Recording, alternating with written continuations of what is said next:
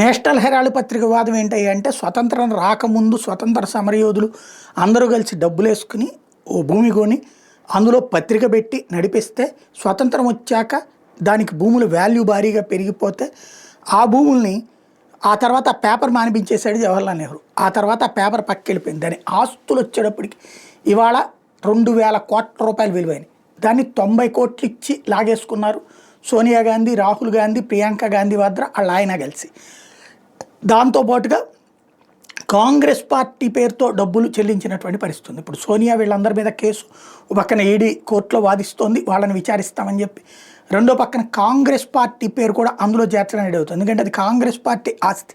Congress party ఆస్తిని గాంధీల కుటుంబం మింగేయడానికి చేసినటువంటి ప్రయత్నం మీద ఈడీ కేసులో ఇప్పుడు కాంగ్రెస్ పార్టీని కూడా ఈడీ నిందితులుగా చేర్చడానికి రంగం సిద్ధమవుతోంది.